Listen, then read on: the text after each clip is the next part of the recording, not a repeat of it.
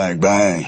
And we're back. We're going to treat this as a sequel. For those of you that were a part of the first one, got a special co-host today, Nate Lawrence. And in the spirit of the same format that I found to be very functional last time, this is going to be kind of like a conversational sonata. And we're going to be banding back and forth. And your role in this show is to be just a fly on the wall. So enjoy the conversation. What's up, Nate?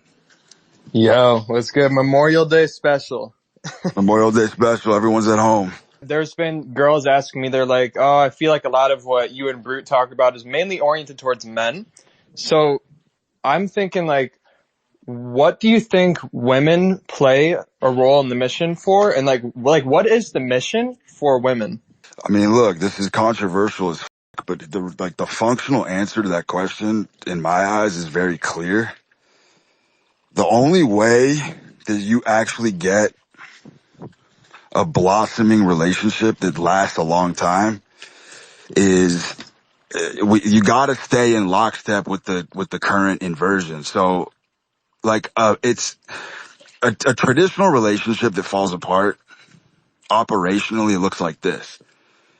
It's a guy walking on eggshells and tiptoeing around a woman's drama. But it really should be the opposite. In other words, a man whose mission is like ablaze and you're out there carving up territory and tearing up terrain to get things done, you're going to make a lot of ups and a lot of mistakes. And I think the biggest mistake that motherfuckers make is they make the woman the project. Every man's trying to sculpt a woman and mold a woman and make her the project. And that is completely ass backwards. If a woman doesn't view you as the project, it's pretty much game over. And what I mean by that is like, I do believe the feminine, the primary function of the feminine, and I've just witnessed this with my own two eyes, is to actually clean up a man's mess. And I don't mean that literally, I mean that metaphorically as well. In other words, the man is the one making mistakes and the woman is the one coming in and rescuing and bailing out and with like emotional support. Those are actually the strongest relationships. And it's extremely counterintuitive, but that's what the feminine really does. I mean, you want to like boil it down to its roots. Motherfuckers come back from war and have scars and who nurses them back to health? It's their woman. Totally, bro. Yeah. And so, I think a lot of guys are making the female the project and they're trying to turn her, you know, they're putting sequins on it and they're trying to spin her up and whip her up into this doll. And that's just not foundationally correct. Yeah. Well, it's interesting because like I totally see what you mean. And it's funny, like, I almost see men as the chaos of the kind of action. I think we might have talked about this. The female is the structure and conscious like thought. It's really like a woman has a vision for something, and I think a man is the one that gets that done. But to me, it's interesting thinking of like what kind of practical advice that means for a woman, since I tend to think a lot of it goes back to mate selection and finding a man that you trust to kind of build your life with. I think probably a lot of it has to do with eventually just becoming a mother. But yeah, I'm curious what you think about that. Yeah, of course. I mean, that's definitely the end stage for sure. But in the interim, when you're building and you're just starting out, I mean, look, there's a reason why women are deeply attracted to men who have a lot of pathologies in their head. Like there's a very good, solid reason for that. And I have a hunch that I've kind of chased around. This is kind of a dragon that I've hunted, and I've come to the conclusion, and it's really inescapable, that women cannot differentiate impulsive behavior in men as anything other than like high testosterone behavior. It's like a form of mimicry. This is why junkies, men that are workaholics, men that are like really, really type A, but also have very dysfunctional personal lives, they clean up with women because they become the project. Completely. You know what I'm saying? They become the project, and women want to essentially, it's the Humpty Dumpty fable. Women want to piece those elements back together. And that is the primary like feminine role. Nobody talks about this, but it's if you look at nature, it's a fact. Yeah, that's funny because But the most more guys and do more. it the opposite. It's the woman up and making mistakes left and right, and you got Captain Save-A-Ho running in and trying to clean up the components. And I mean, we know all those relationships end up in Dante's ninth circle of hell. Yeah, bro, I think you were talking about this one of your earlier spaces because I always saw your header and I didn't really know why you chose that. And correct me if I'm wrong, but isn't that kind of the idea that you have for the header of just patching up from a woman? Bro, that header that I have right now, like that from Terminator 2, I think, is the most baller, iconoclastic, postmodern symbol of the polarity of the masculine and the feminine. You'll never find an image crystallized in time that rivals like what that image means. It's a motherfucker on a mission who's riddled with bullets. And yeah, there's a little bit of irony in there because that chick is extremely masculine in the movie, but the point still remains. I mean, she's literally doing bullet extractions out of his back. It's funny, man. I had a post about this and it's very true. Any of you that have been in long-term relationships with women, you'll notice that they love to kind of groom you. Like if you have blackhead pimples on your back or your neck, and they love to go in there and do little surgeries on them and pluck them and pick them open.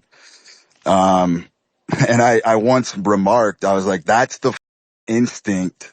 That's literally the classic female instinct of pulling shrapnel out of your back in times of war. It's just the innocuous version of that. Yeah. Bro, you know what was funny to me is your tweet about the microplastics. I thought that was crazy because to me that kind of goes in tangent because we were talking about like the endocrine disruptors and the EMF and microplastics and polyester and stuff like that. I think that kind of caught a lot of people's attention with your kind of thoughts on that. So I was interested to hear more.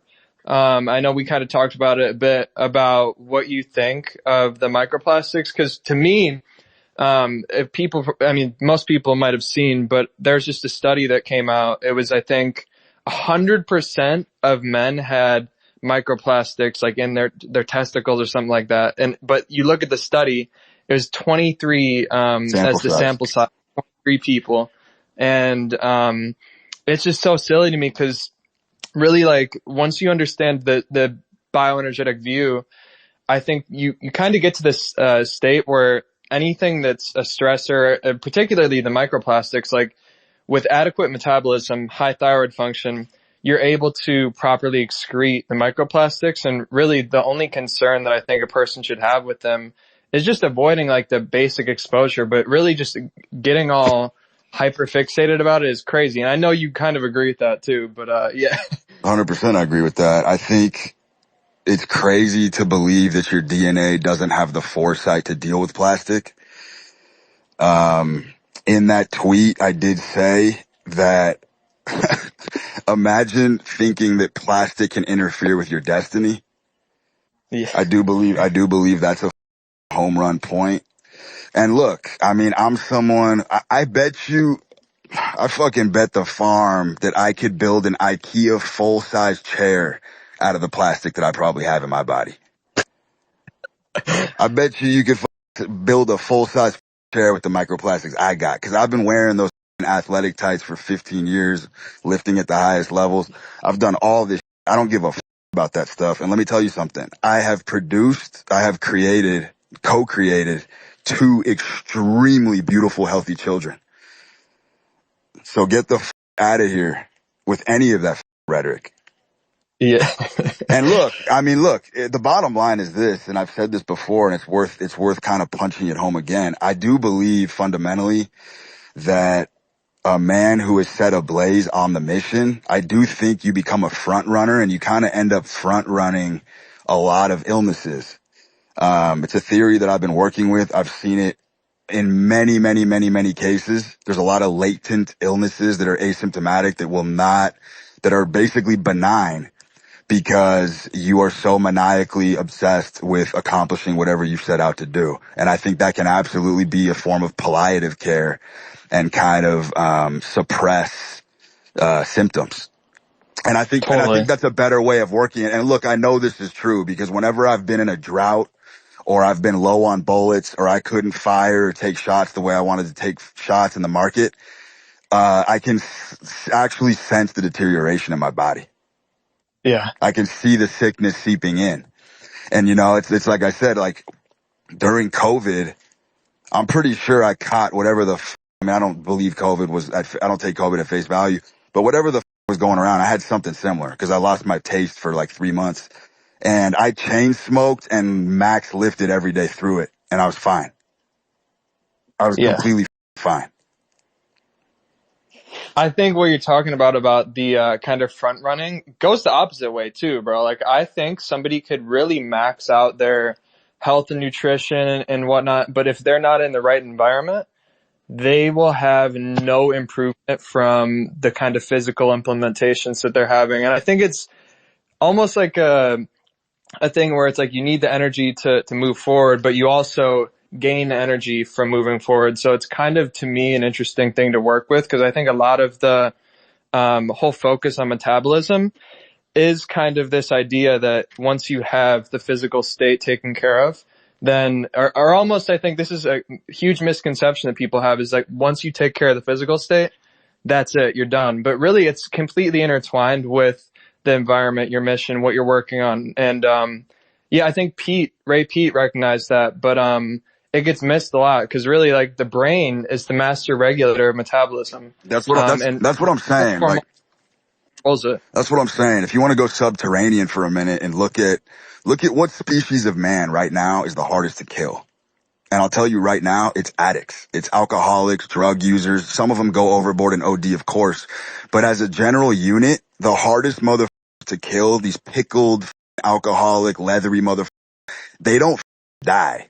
And they're on almost like a suicide mission. These motherfuckers are drinking 300% the daily allotted recommendation of alcohol, and they live forever. They're mummified.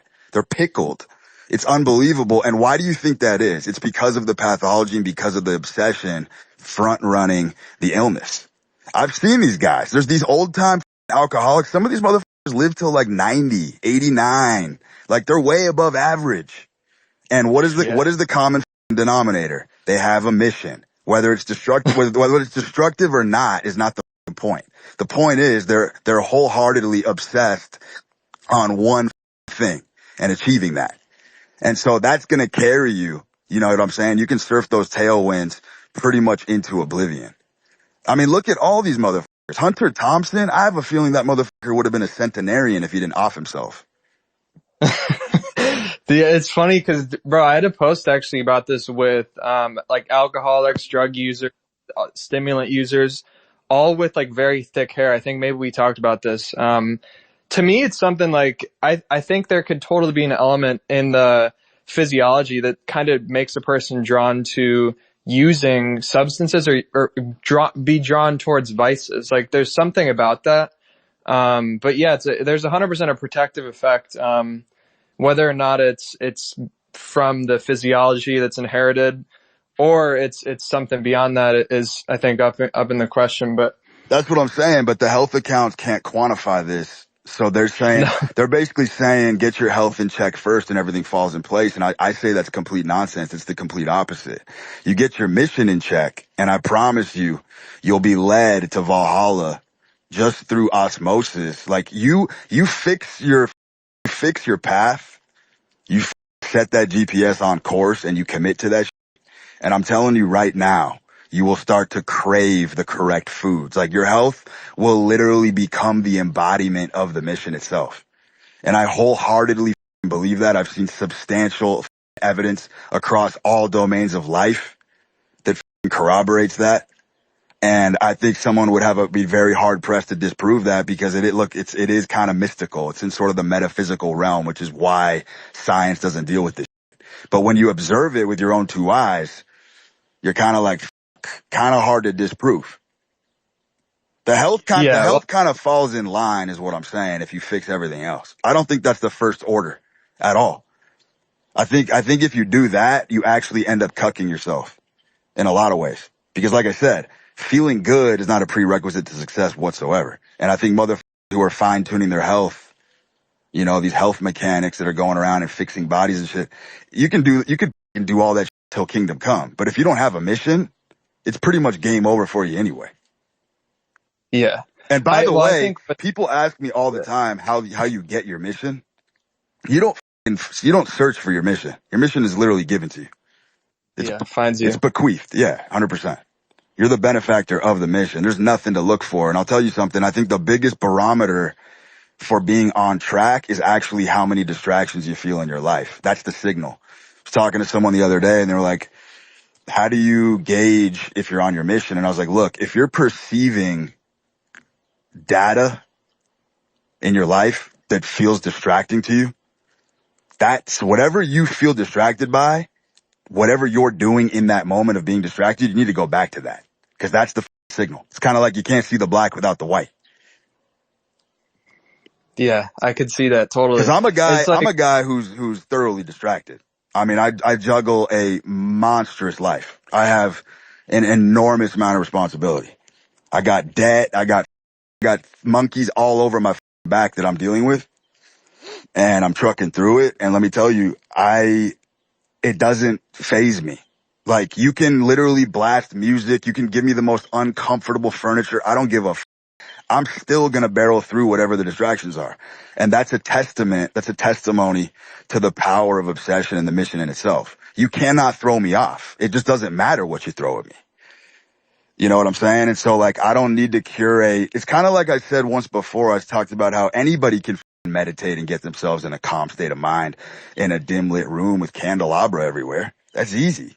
But what about an active state of meditation where you're poised and you have grace under fire while you're in the midst of the maelstrom? What about that? That's true meditation. You know what I'm saying? Like I'm always in a state of meditation. I'm very Tao. I'm a Taoist and I got here by accident. I'm very Zen and I'm always in the crosshairs and I like it that way. yeah, yeah. What I'm thinking is for Well, someone this is my who, point. Let me finish this and yeah, you're I want to good. hear your thoughts, man. I fly in the face of all this rhetoric because objectively, I don't know anybody that's under more stress than me 24 hours a day. I mean, I'm in a constant fight or flight mode of survival. And it doesn't matter how many digits are in my account, how much I have, how abundant my life is. I'm always fighting. And so how the have I aged so good? How am I so strong? Why hasn't my body broken on me the way I've been pushing? And we're talking for twin decades now. My main thought is that it's all chosen. I think stress is when you don't choose something. Really, I think it's almost what you're doing is more challenging your body, challenging your spirit. Mm-hmm. I think stress is when you don't really have. I forget exactly the excerpt from like one of Ray's articles. Someone sent me something, and yeah, I think there's definitely a way that you can kind of like we talked about before, where you can just offset all of the physiological stress by having the mission. It's totally the case, I think. It's 100% the case. Like I think that's settled at this point. Yeah. I just don't see another It's avenue. always Go ahead. because we, I think, go back and forth on things we already agree with, and it's like 100%, bro, 100%. We just keep it rolling, just refining, sharpening it like a little We axe. But gotta factor in inflation, man, and start saying 1,000%. Because 100% don't even cut it in the modern world, man. yeah, yeah, But hey, back to your initial point too. This just kind of clicked in my head about when you were talking to me about the woman's function. This is kind of a tangent, but it is a good parallel. Let me tell you this. I am positive that, so I've been rotating a theory in my head that women cannot actually fall in love with a man himself. And hear me out on this. I don't think women particularly attached to the man. I think a woman falls in love with a man's work and then she can no longer separate the embodiment of that man. In other words, the easiest, best way to get a woman for life is to have her fall in love with your art. And I think you can see this at almost every level. Any Casanova type, anyone who has extenuating circumstances with women has basically had them fall in love with his work. And I mean that in that's a very kind of ambiguous in a way. I don't necessarily mean vocational. It could be style. It could be mannerism. It could be art. Any of those things factor into the equation.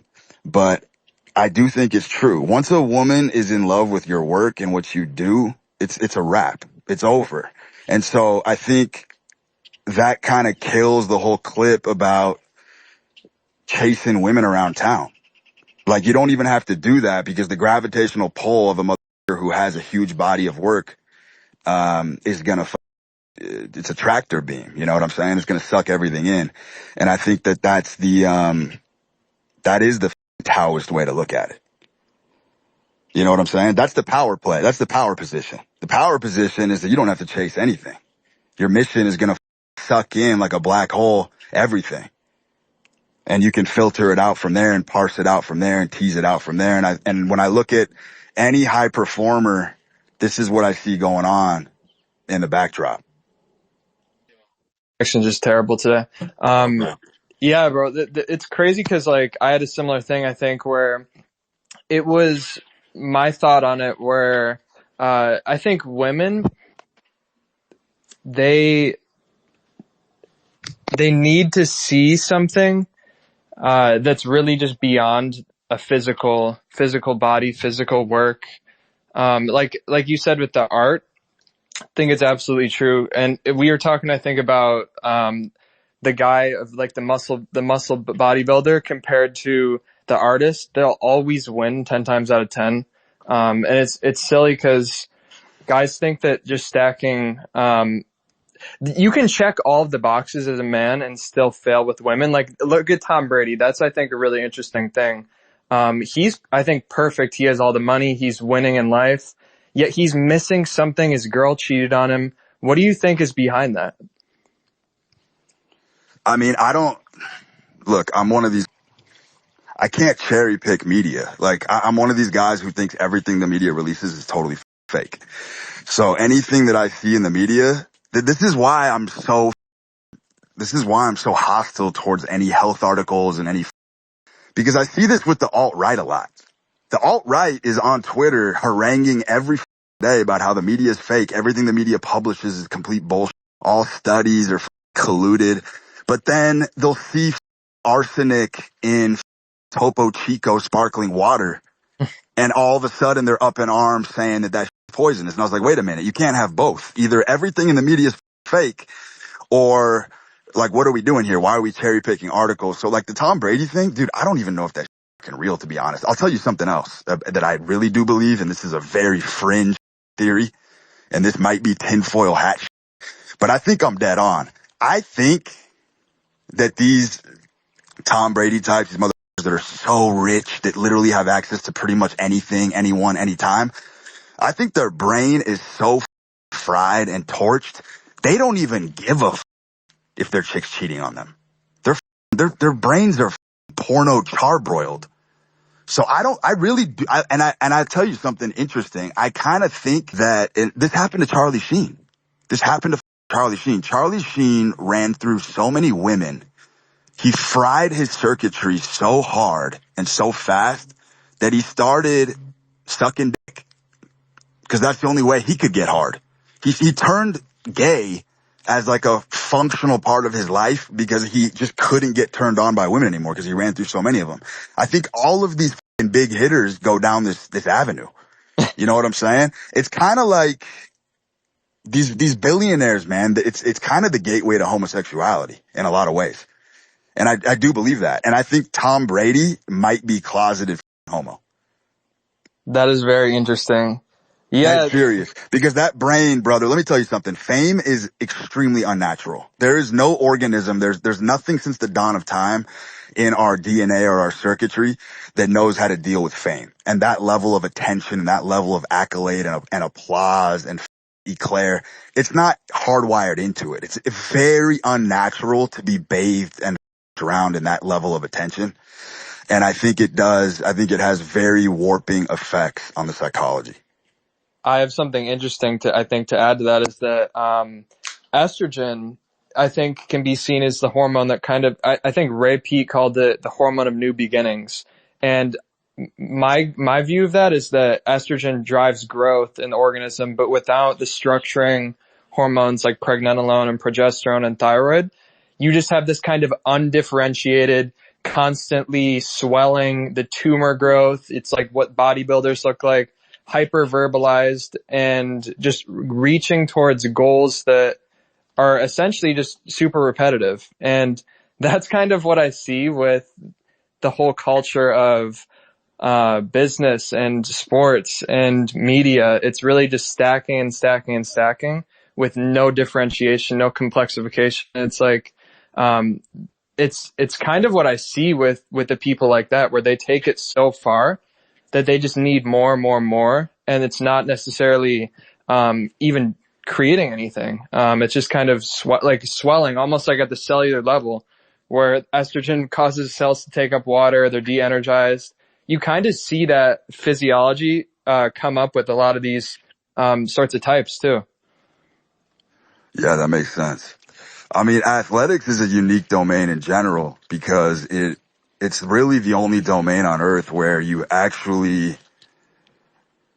it's very dependent on raw talent, and it's really the only domain where age matters. Every other domain in life, you can pretty much ascend to the top of the ladder and you don't even have to be the best. Yeah, I saw you say that. What do you think is like, And so there is that vapid sort of spiritual, I would say, like leprosy in the whole athletic game. But I do think those guys end up with their brains fried the hardest, for sure. I mean, those guys don't live long. Have you noticed that? And I think because they retire early, the mission dissolves. And this is like a total, this is some scaffolding to my theory about the mission. I mean, who deteriorates the hardest when they retire? And athletes. I mean, bro, I was playing high limit blackjack with Ray Allen, a couple years back. And that motherfucker was a shell of himself. He couldn't even speak a coherent sentence. And we were playing $20,000 a hand at Aria, but in the back room. And that motherfucker was literally like he was done, toasted, mission gone. yeah, that I think almost lends credence to the kind of idea that longevity, to me, doesn't really even seem like the goal of life. I really don't. And I think intensity is. And people, maybe I brought this up before, but like people always ask like, oh, why'd Ray live to 86? He was experimenting and he was just going forward on his mission. And he made so much progress, I think, with just health and energy and metabolism and life in general, that I think that's almost more important. Like you know, like the thing, it's like, the hot flame burns out quicker or whatever it is. But, bro, I totally see that, at least with the athletes. Yeah. 100%. There was that motherfucker on the Celtics, bro. The guy literally became a junkie on the streets of like in Oklahoma or some shit. I mean, this dude was like a killer in the NBA. I think like a bunch of NBA players had to have an intervention and pull him out of the gutter. Like these guys literally crash the hardest. I don't think that's a bad thing though. Yeah. No, that's what I mean. It's like, as long as you're living out a life that's worth living, that's what I like. I don't think the Brian Johnson thing of extending life is really a useful metric for, existence. Like the thing that I think is fun is like, looking at a number and seeing that as the kind of ultimate thing that you got to accomplish. It's, I think, silly if you don't view the level of function, like, cause you can live super long. You can prolong your own life, but I don't think you can prolong the life of the species. And, I think there's a lot that you have to sacrifice to extend your life. So I don't know. It'll be interesting to see what happens kind of with Brian Johnson's experiment. I honestly think that just some, like, people have said this too before. It's like some random farmer drinking raw milk and smoking cigarettes and drinking coffee every day, they're just going to outlive him 100%. And he's just going to, what do you call it, not make much progress from all this anti-aging stuff. But Dude, that's a fact. One of those life comes at you fast memes is going to come. It's going to be a split screen. You're going to see Brian Johnson on the right, like 130 years old, looking like a vampire from Bram Stoker. And on the left, you're going to see some chiseled, leathery faced motherfucker from like Japan, like just completely puffing and drinking sake every day, exactly. outpacing him at every level. That's 100% coming for sure. But then again, I mean, look, you could play devil's advocate with this and say that whole experiment is his form of art, and to some degree, there's some credence to that. But look, I believe your power level as a man, believe it or not, is not in what you can gain. It ain't in what you can earn or accumulate. It's what you can waste. Your power level as a man is an expenditure. It's what you can, it's spoilage. It's what you can lose. It's what you can waste. It's what you can give away. It's what you can, you know what I mean? Disperse.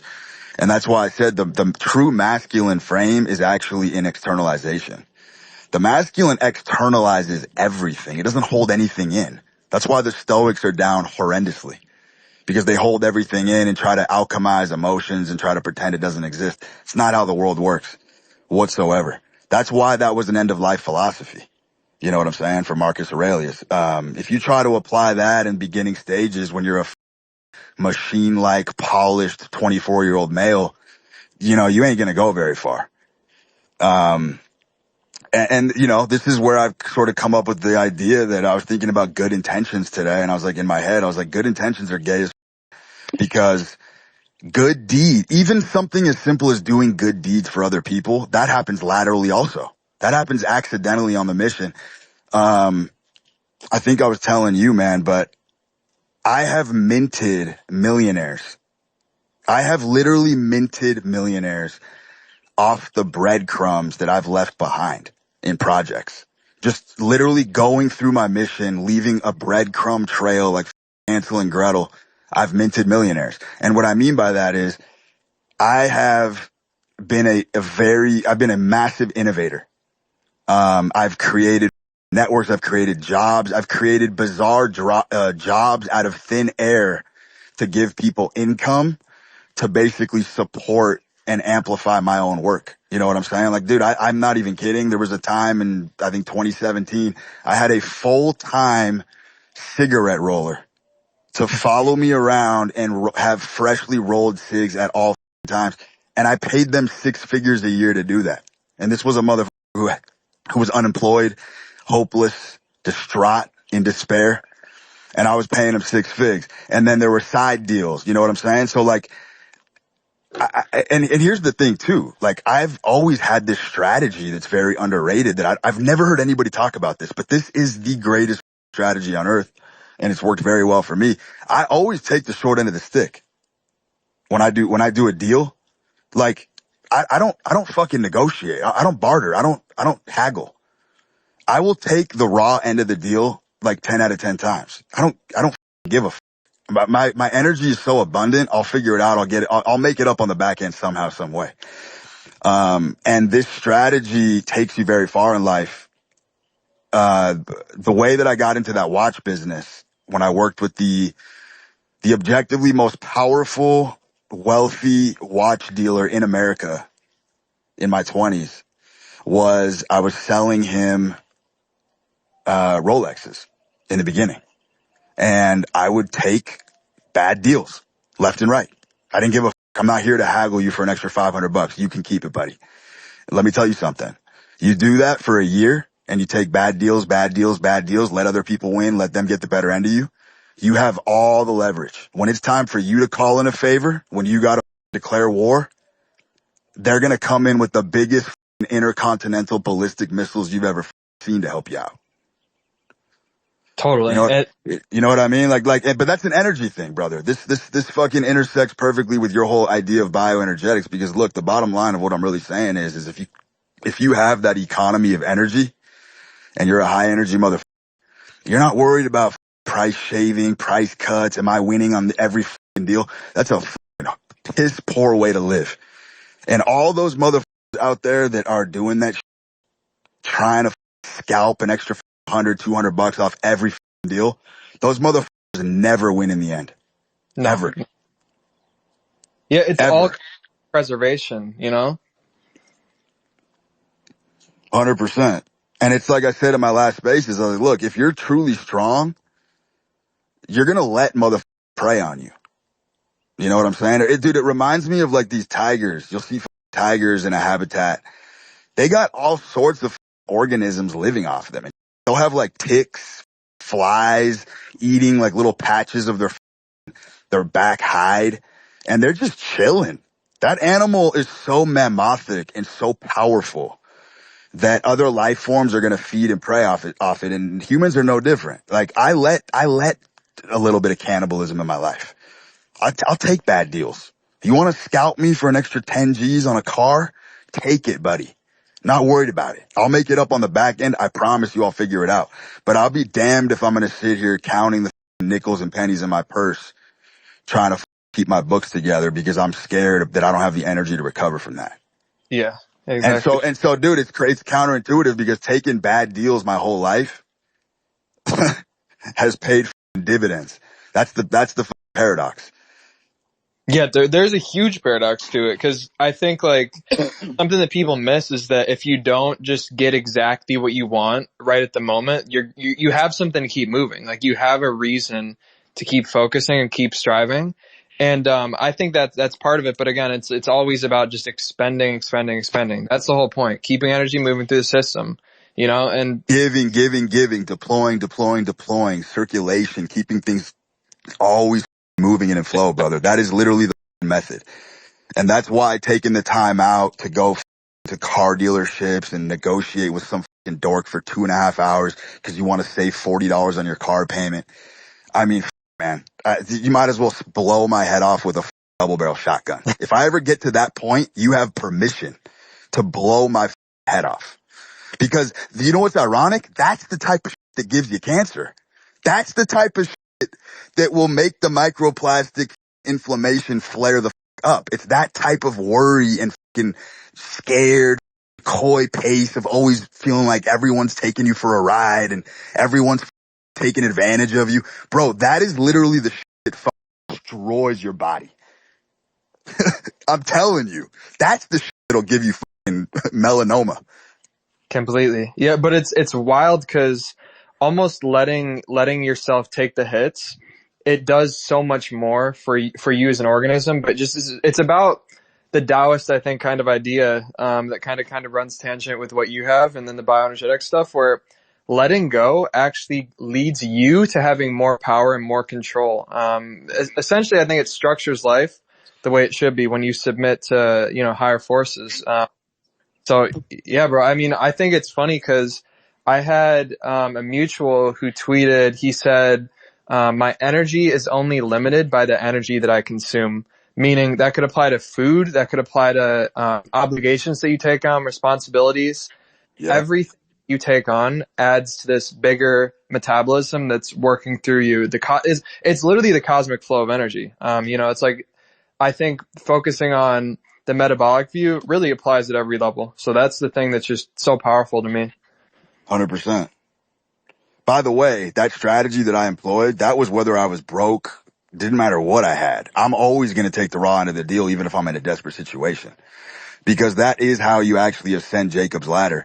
And I'm telling any of you youngsters listening to this, I'm telling you, if you want to get in with the big dogs and the big players, don't haggle and try to wrangle them and rinse them right away. Take the short end of the stick in the beginning, because that will massively pay off when it comes time for you to call in a favor. You got to raise capital for a project you're passionate about. Guess who you can go call on a Saturday night, and this mother will get that wire ready for Monday morning. That mother.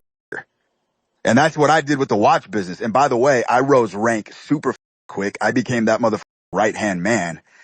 And this segues perfectly into bioenergetics, because that guy that I'm talking about, you guys all know who this guy is, by the way. I'm not going to say his name, but if you Google him, you'll know who he is.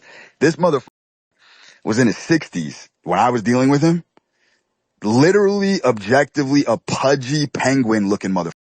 No You would not look at his physiognomy and say this is a healthy guy who takes care of himself, didn't lift, nothing. This guy had the single most insane predatorial mindset I have ever come across on this planet. I've gained unfounded treasures of wisdom from hanging out with this motherfucker. And he had no body, nothing. It was a horrible diet, piss poor, running laps around these 20-year-olds. I mean, this dude would walk into a room, motherfuckers were spinning, motherfuckers' heads were on a swivel like they were the exorcist, spinning around. Who's this motherfucker? He would bust open doors like he walked into a door and you thought a cowboy just walked into a saloon. That's what this kind of motherfucker was, that aura. And his life was in total shambles and chaos. He was the most disorganized motherfucker I've ever seen. His desk was a nightmare. He had no idea where any paperwork was. He's flipping Andy Warhol originals. He's flipping multi-million-dollar paintings. He's selling huge VVS diamonds to the Kardashians. Mayweather's coming in and buying Birkin bags from him for his entourage. And this motherfucker is flipping. This guy's literally involved in like 350 deals a day. And he's lodging all the info in his head. He wouldn't even write down appointments. His life was a disaster. And that's what I'm trying to say is like fundamentally all these guys who have this insane well and reservoir of energy and vitality and intensity and force and make a mark on the world, all of them have the same thing in common, which is that they're all agents of chaos. All of them have a very chaotic life, which literally validates that quote you just said about what you consume. Yeah. Bro, And well, brother, let me tell you, this dude was I'm telling you, he was in his 60s. The guy slept like 3 hours a night, but he just loved making deals. He loved being in the game. He loved what he did for a living. And he would show up every day, workaholic too, working 14-hour days. And this guy was super breaded, had an infinite cadre of women. He had no deficits in his life of like, you would look at a guy objectively and be like, I want that. And he was fat. He was fat. So like, no motherfucker on this platform can talk to me about this health bullshit because I literally see it every day. I see these motherfuckers who just have the mission, outpace you, outrun you, outlive you, outgun you, outearn you, everything across the board, total annihilation and domination. Checkmate, motherfucker. yeah, well, bro, you know, I'm thinking about this is that what do you think if a guy like that, take care of his diet, clean it up, not necessarily in the way that like these like kind of health obsessed guys are doing, but in the more bioenergetic sense where just adding, let's say, coffee or whatever sort of stimulant that he likes, adding digestible fruit, adding raw dairy, It's going to bevel his edge. like that. I can tell you right now, it's going to bevel his edge. 100%. It's going to dull it. Because what I'm saying is look, this guy is hosting a show in his head, right? He's hosting this sort of movie, these sort of theatrics that gets him by on a daily basis. This is what we all do. We're all playing a movie. We're all playing a character. We all have a persona. That's just a fact. So this motherfucker, what I'm saying, he doesn't have the bandwidth to tolerate any additions into his life. You start tinkering and with the fine tuning, other mechanisms and systems are going to fall apart. Just like that game Jenga. You start removing blocks, you start fucking with shit. Guess what? The pillars of that foundation. And I've seen this over and over and over, and this goes back to my central thesis in my work, which is that do not fix anything. Like, I'm talking at the acute level, right? If you have an acute pain, acute issue, I say don't fix it. When things get chronic, maybe it's time to get some intervention. And that's still a maybe. I don't think anything needs to be fixed in life, brother. I think everything sorts itself out and works itself out. I do agree with that. Yeah. Well, again, I think it's just guided by intuition. That's my whole thing. You know what I'm saying? So like you start meal prepping with this guy and start putting chicken tenders in his fridge and broccoli and steamed zucchini and this guy has to literally have the mental. Well, all of those are bullshit. That's what I'm saying, but that's hypothetical. That's just hypothetical. replace that with raw milk, whatever, dairy, whatever. I'm saying the point still remains. Like, I don't know if this guy has the bandwidth to even make those inclusions. Yeah, I see what you're saying. I do. Yeah, well, it's funny because like I noticed this. I don't know what you think about this, but bro, I have not seen a single guy that's under 30, or probably not under 30. I'd say closer to my age, but like who's really sort of headed down a good path in life, who isn't like fully eating a healthy diet, having beef, grass fed food, stuff like that. To me, it seems like something the younger generation like genuinely needs to take care of. I don't see it working with anyone that's younger. I don't know what you think of that. Dude, I think it's honestly the opposite. I look at, and I'm talking, I have a resource-based model. So my lens of life is like capitalism. I'm all about flash and brilliance and excellence and so I'm always looking at terms of upward mobility and achievement, because I think that's the most ethical form of spirituality is excellence, right? So my point is when I look at these guys who are excelling in the field, they're like these tech guys that are very innovative and creative and creating all the tech that we use every day. Bro, they're smashing Mountain Dew and eating pizza for every meal. And it doesn't seem to impact the brain. I mean, this was my whole point. Like, diet is very important. Don't get me wrong. My diet is perfect. I have an immaculate diet. I have for many, many, many years, but I need that for the type of lifestyle that I live. I need that extra strength. I need that gas tank. You know what I'm saying? And for me, I'll even go a step beyond. I think the nutrition is very important, but I do believe primarily where the actual advantage that I have of being on a militant diet is just in being a control freak. Like, I'm a control freak over what I put in my body, for sure. I'm one of those pathological motherfuckers who, like, I don't eat seed oils. I go out of my way to avoid all this bullshit. But what I'm saying is I'm a control freak by nature, and that is a symptom of that. The real advantage is that I'm just a control freak. I like to drive the car. You know what I'm saying? I like to fly I like to fly the plane. I like to drive the boat. And so what I'm saying is I think that's where I get the advantage from, even though I know the nutrition's important. That's But dude, fair. Yeah. I just ran that experiment. I mean, I ate pretty bad for like 4 months. I didn't see any impact on my performance. Yeah. Yeah. Well, it's interesting to me because I'm trying to think of like what is it that determines that these entrepreneur types eat the slop? Why do they eat the slop? That's what I'm trying to figure out. What do you think? So I think I know exactly what it is. I think these like tech guys and the reason why their diet is so bad, believe it or not, I actually think feeling shitty in their body, like not feeling good, having digestion issues, being up is actually what helps them create the art. It's why they're so innovative. It's a overcompensation. They're literally overcloaking their system by feeling like garbage is propelling them. Like, they don't even, this is unconscious. Some of these guys don't even realize that they could feel 100 times better. That's like the elephant in the room, is like when it comes to these types of lifestyles, a lot of people that are on a shitty diet don't even know what it's like to be on the other side, because they would just tell you they feel fine. They don't feel great, but they feel fine.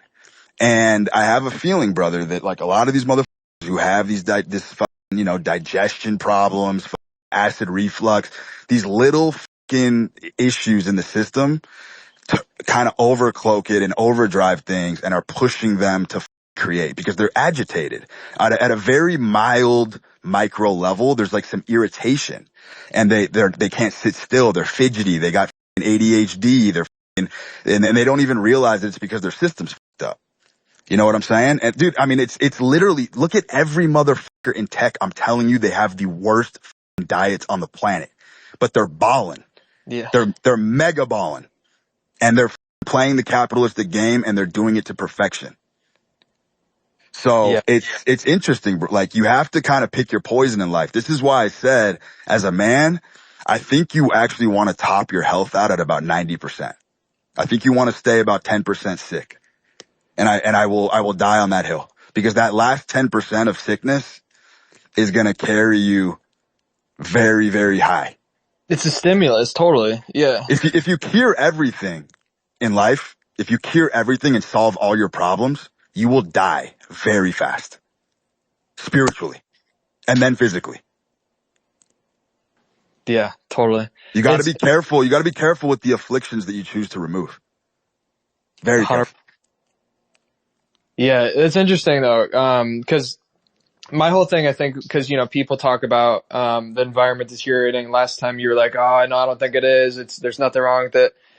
I do think that there's a balance between that, but I think all of the endocrine disrupting things in the environment, the food and whatnot, I actually tend to think, because you got me thinking about this, I think it's partially a natural outcome of evolution. I really do. And almost however these things shift our organism, whether that be towards stress or in a positive direction, I think it's kind of inevitable, meaning like if it takes a person out, like wipes them out, I think that is kind of what allows the overcorrection or the kind of corrective process to start. Like Now you're talking. you said something where you're like, death is the start of life or something along those lines.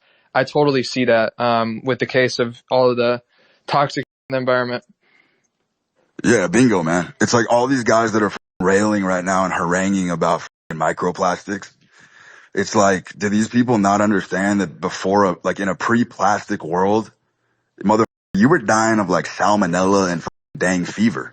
Like you want to deal with that type of shit? Like you want to deal with like jungle diseases and shit like that?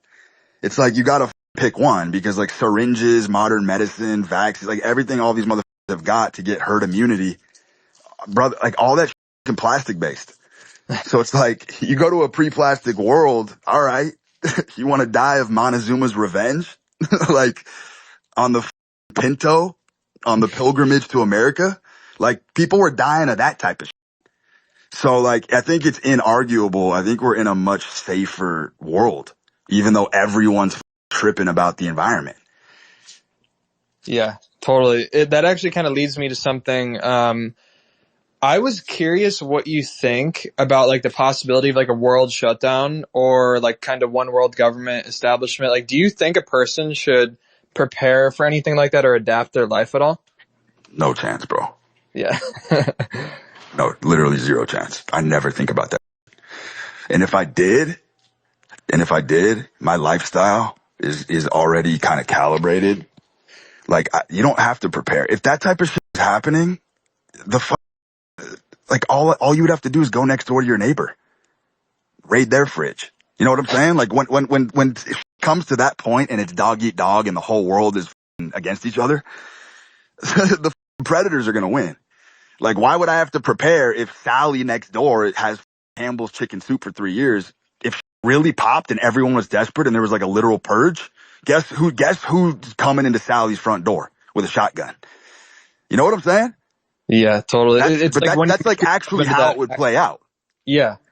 The people who prepared would just get preyed upon. Like, I mean, there's a deep lesson in there. Yeah. No, that's funny because I think once you're able to be adaptable to any situation, it almost like you realize that preparation is something that happens along the way, after the fact. It's like the plan comes after the action. That's been a huge thing for me. Really, like, I think if it just comes intuitively, that's when the structure starts to form in the best way possible. Cause you're kind of propping up a false reality by preparing or planning out anything. And that's not to say that plans are bad, but what it is to say is that life is not static and you always have to be adaptable. So yeah. Yeah, man, there's no script. Yeah. I had something.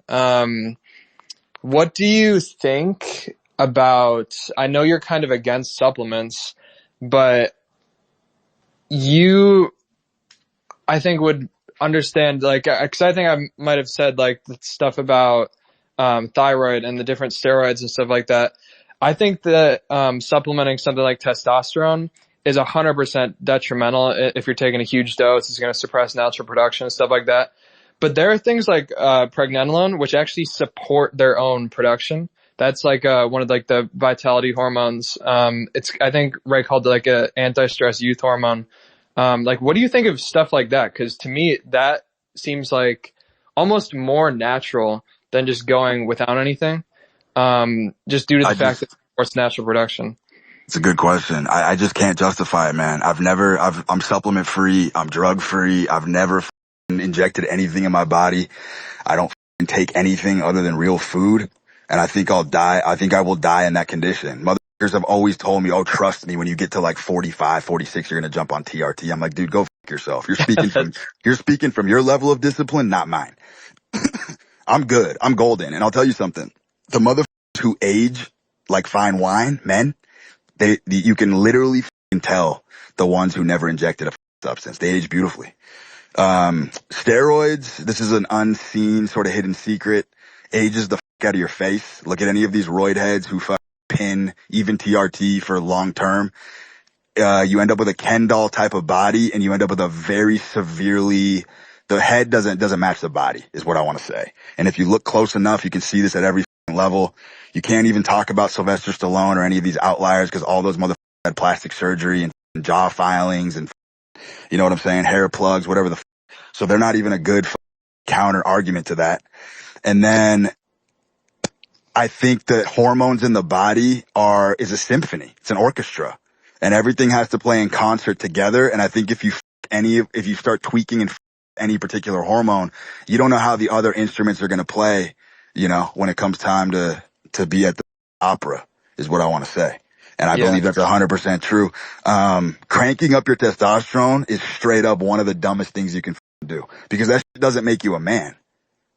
You know what I'm saying? It doesn't make you a man. I mean, dude, look, if you're on testosterone every month and you got your bottles coming and you got a pin test, like, you have to come to the conclusion that you're on a subscription plan to be a man. That is shameful. You're on a subscription plan. You're on a SaaS model to like keep your male characteristics. What the is that? Also, this is the sword of Damocles that lops off the head of anybody who talks about testosterone and making you more of a hard charging male.